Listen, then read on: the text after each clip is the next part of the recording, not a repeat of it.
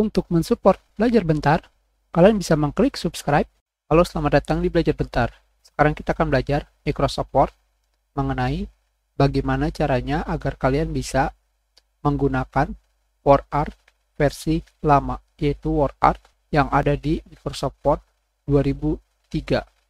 Jika kalian menggunakan WordArt di Microsoft versi terbaru, tampilannya tidak semenarik versi lama. Sekarang kita lihat di sini. Ketika kalian memilih kata dan pergi ke tab Insert, Group Text, WordArt, tampilannya tidak semenarik WordArt 2003. Untuk menggunakan WordArt versi lama, kalian juga harus merubah format dokumen kalian menjadi versi lama, yaitu versi Microsoft Word 97 sampai 2003. Caranya adalah kalian pergi ke File, Export, Change File Type, dan di sini kalian rubah tipe dokumennya menjadi Word 97 sampai 2003. Kalian pilih Save As, kalian masukkan nama yang kalian inginkan,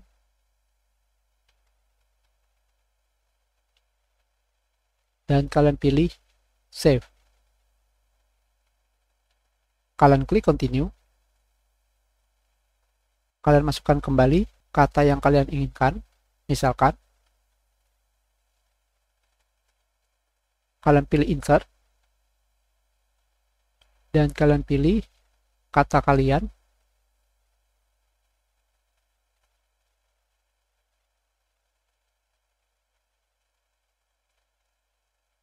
Dan kalian pilih kembali gunakan WordArt.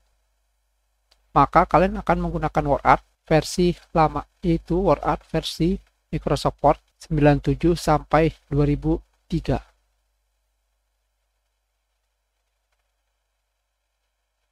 Seperti ini. Kalian juga bebas memilih gaya yang kalian inginkan.